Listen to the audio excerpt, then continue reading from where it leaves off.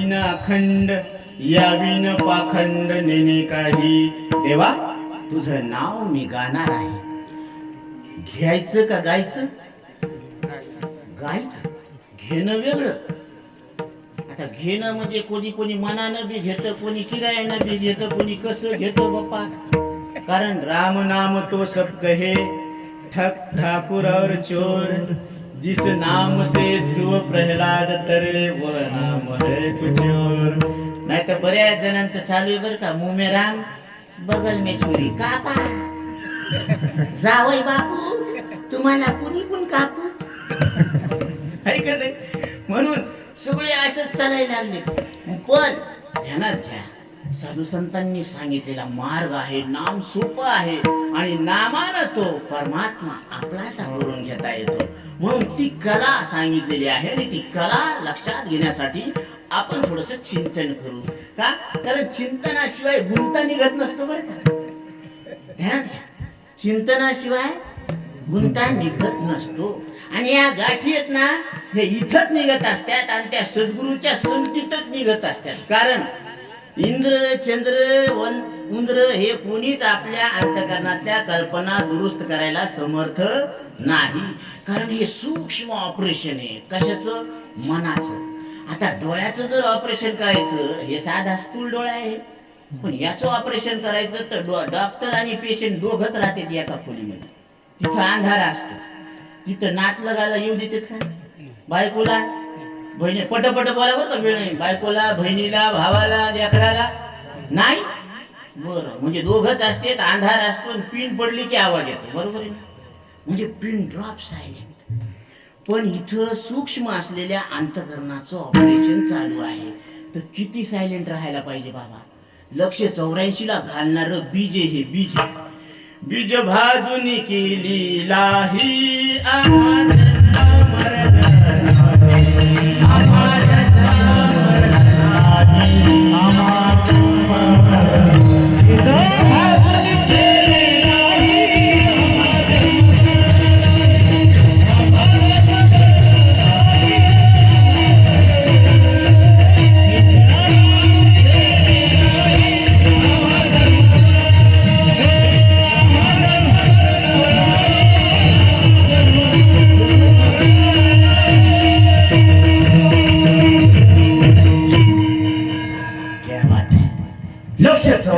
योनीला जन्माला घालणार हे बीज म्हणजे काय आहे? मन.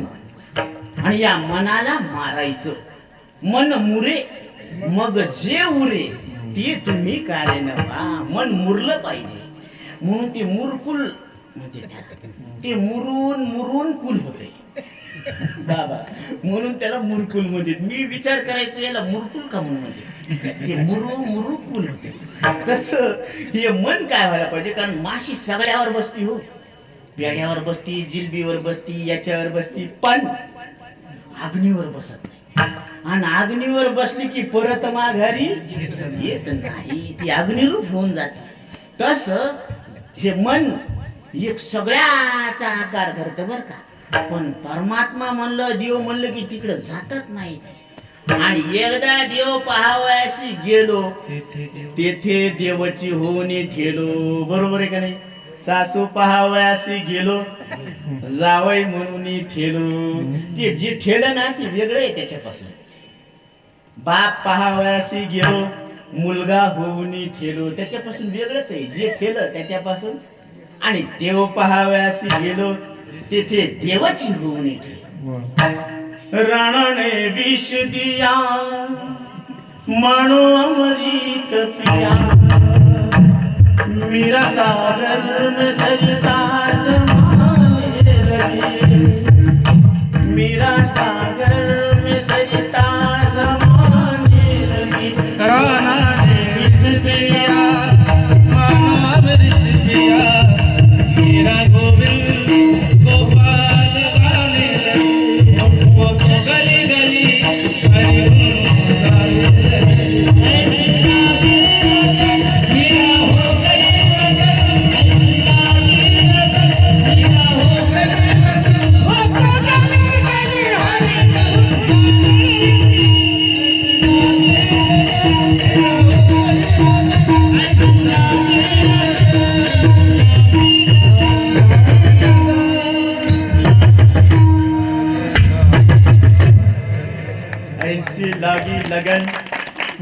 हो गई ना.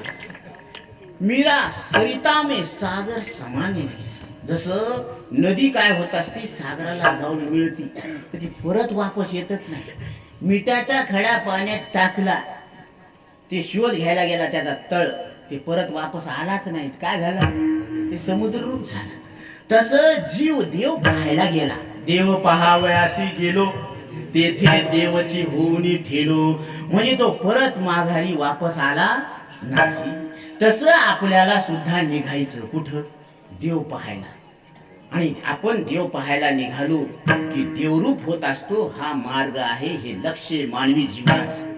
मनुष्य देहीचे ज्ञाने सच्चिदानंद पदवी घेणे, एवढा अधिकार नारायणे कृपावलोकनी दिला. म्हणून मनुष्य देहात आलेल्या प्रत्येक जीवाला मी न मरणारा परमात्मा आहे असं कळून घेण्याचा संपूर्ण अधिकार स्वतः नारायणानं प्रदान केलेला आहे. हरिवंशाच्या चादरे